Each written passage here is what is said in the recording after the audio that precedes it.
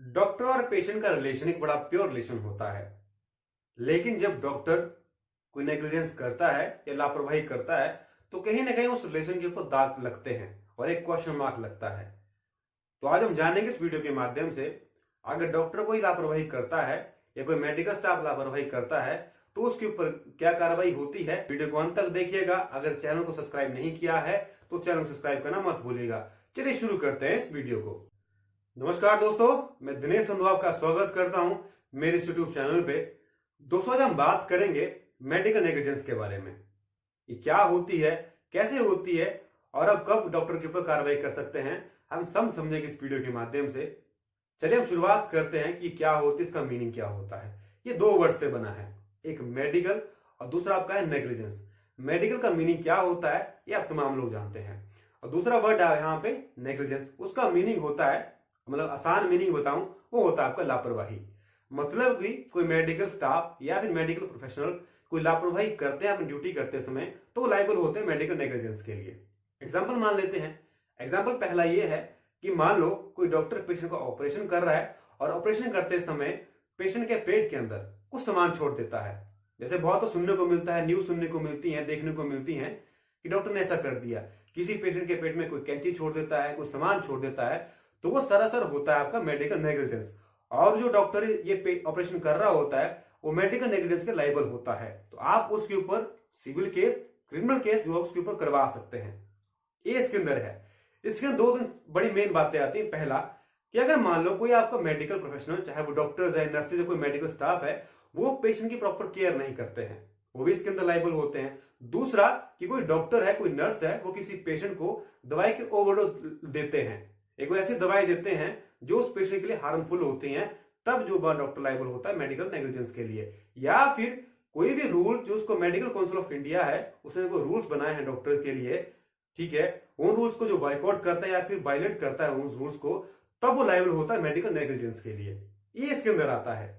इसके अंदर एक और लास्ट बात आती है कि क्या जब डॉक्टर किसी पेशेंट का ऑपरेशन करता है और ऑपरेशन करने के बाद उस पेशेंट को कोई दिक्कतें आती हैं, कुछ कॉम्प्लिकेशंस आती हैं, तो क्या डॉक्टर लायबल होता है मेडिकल नेग्लिजेंस के लिए।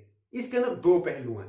पहला पहलू यह है कि अगर जब कोई डॉक्टर ऑपरेशन करने से पहले उस पेशेंट को और उसके रिलेटिव्स को ये सारी बातें बताता है कि ऑपरेशन कैसे होता है, इसके अंदर क्या क्या होता है, और ऑपरेशन करने के बाद क्या दिक्कतें पेश आनी है, क्या प्रॉफिट होते हैं, क्या लॉस होते हैं, अगर वो ऑन पेपर, मतलब कि वो डॉक्यूमेंट के थ्रू जो है वो ये सारी बातें बताता है और उन डॉक्यूमेंट्स के ऊपर उसके बाद साइन करता है या पेशेंट के साइन करवाता है, उसके विटनेस के साइन करवाता है, तब डॉक्टर लायबल नहीं होता है मेडिकल नेग्लिजेंस के लिए। लेकिन जब डॉक्टर ने सारी बातें नहीं बताई होती है पेशेंट को उस ऑपरेशन के दौरान या करने से कि ऑपरेशन करने के बाद क्या दिक्कतें हो सकती हैं, तब डॉक्टर लायबल होता है मेडिकल नेग्लिजेंस के लिए। लेकिन यहाँ पे बड़ी इंपॉर्टेंट चीज है कि वहां डॉक्यूमेंट होने चाहिए आपके पास। अगर आपके पास डॉक्यूमेंट नहीं है तो कहीं ना कहीं डॉक्टर के ऊपर सवाल खड़ा होता है कि उसने बताया है कि नहीं बताया है।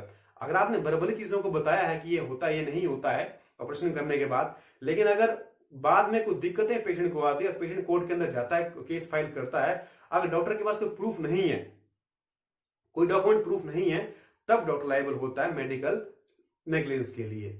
ऐसा बहुत बार देखने को मिलता है।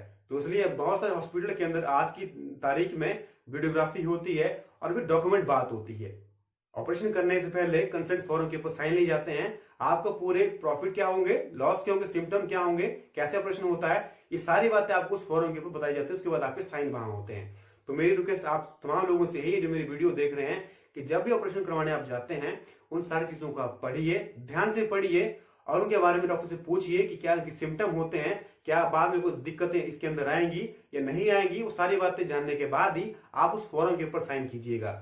लेकिन अगर आप बिना जाने फॉर्म के ऊपर साइन करेंगे और अगर बाद में कोई कॉम्प्लिकेशन आती हैं तो आप डॉक्टर को लायबल नहीं कर सकते हैं नेग्लिजेंस के लिए। और हर चीज वो नेग्लिजेंस नहीं होती है, वो डिपेंड होता है आपके पास केस टू केस कि डॉक्टर ने कोई लापरवाही की है या फिर नहीं की है। तो इसके अंदर यही था। अब हम समझते हैं कि अगर कोई डॉक्टर ये काम करता है किसी पेशेंट के साथ तो आप उसकी कंप्लेंट कहां कर सकते हैं। इसका पहला रास्ता है कि अगर किसी डॉक्टर ने लापरवाही की है अपनी ड्यूटी करते समय या फिर कोई मिसकंडक्ट किया है, कोई नेग्लिजेंस की है, तो आप सबसे पहले उसकी कंप्लेंट कर सकते हैं उसके सीनियर के पास, मतलब कि हायर अथॉरिटी के पास। जो मेडिकल काउंसिल ऑफ इंडिया है, आप वहां भी इसकी कंप्लेंट कर सकते हैं।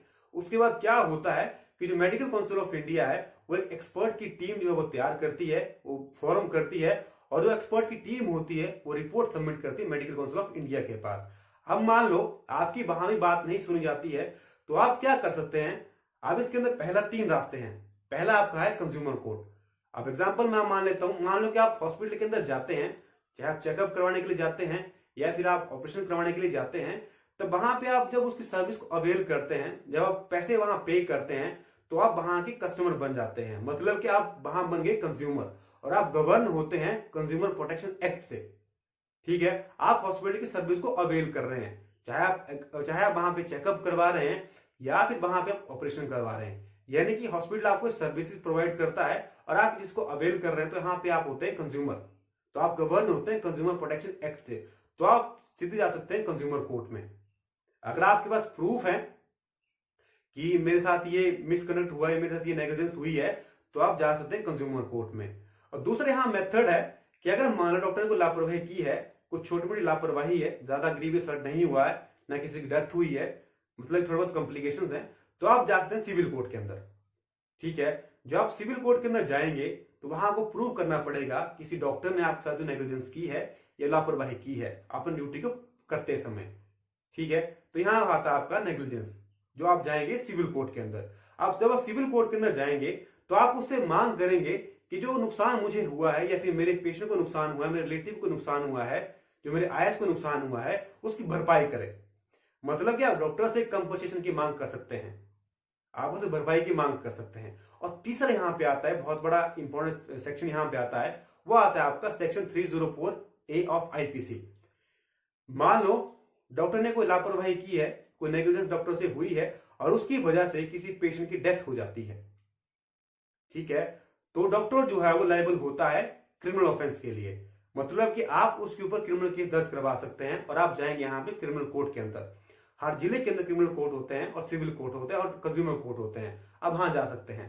करना क्या है आपको सबसे पहले एक वकील को हायर करना है और सारे प्रूफ इकट्ठे करने हैं, जो डॉक्यूमेंटेशन होती है, क्योंकि वही प्रूफ आपके पास होता है। आपको सारे प्रूफ इकट्ठे करने हैं, आपको एविडेंस इकट्ठे करने हैं कि डॉक्टर की लापरवाही की वजह से या फिर किसी मेडिकल स्टाफ की लापरवाही की वजह से मेरे पेशेंट की डेथ हुई है, मेरे रिलेटिव की डेथ हुई है। तो आपको प्रूफ इकट्ठे करने हैं, आप कोर्ट के अंदर जाएंगे, वकील को हायर करेंगे और कोर्ट के अंदर आप जो है वो केस फाइल करेंगे डॉक्टर के खिलाफ। ठीक है, तब आप उसको सजा दिलवा सकते हैं। लेकिन यहाँ पे जो आपका सेक्शन 304A है, वहां पे हम इस चीज को मर्डर नहीं मानते हैं, वो आपका होता है कल्पिटिव होमिसाइड, क्योंकि वहां पे डॉक्टर की इंटेंशन नहीं होती है मर्डर करने की। ठीक है, तो वहां हम उसको मर्डर नहीं मानते हैं। जो आपका सेक्शन 299 के डिफाइन किया गया कल्पिटिव होमिसाइड, वो होता है आपका 304A के उसको जो पनिशमेंट मिलती है उसके थ्रू, यहाँ पे बोला गया है। ठीक है, तो ये आपका आ गया। आपने कंप्लेंट कहां करनी है? पहला, जो आपका हायर अथॉरिटी है मेडिकल काउंसिल ऑफ इंडिया, आप वहां कंप्लेंट कर सकते हैं। दूसरा, आप कंज्यूमर कोर्ट में कंप्लेंट कर सकते हैं। तीसरा, आप सिविल कोर्ट में जा सकते हैं। और लास्ट में आपका आता है, आप जा सकते हैं क्रिमिनल कोर्ट के अंदर। आप उस डॉक्टर के खिलाफ या फिर मेडिकल स्टाफ के खिलाफ, हॉस्पिटल के खिलाफ आप वहां पे कंप्लेंट फाइल कर सकते हैं, फिर केस फाइल आप वहां कर सकते हैं। तो ये था हमारे सेक्शंस जहां यहां बोला गया है। दोस्तों, तो आज के लिए सिर्फ इतना ही। मुझे उम्मीद है वीडियो आपको पसंद आई होगी। अगर पसंद आई है तो वीडियो को लाइक कीजिए, कमेंट कीजिए, शेयर कीजिए।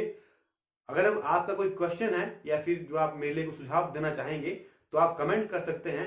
अगर चैनल को सब्सक्राइब नहीं किया है, ताकि मैं आने वाले समय के अंदर से वीडियो आपके सामने लेके आता रहूं, तो चैनल को सब्सक्राइब करना मत भूलिएगा। Thank you and thanks for watching.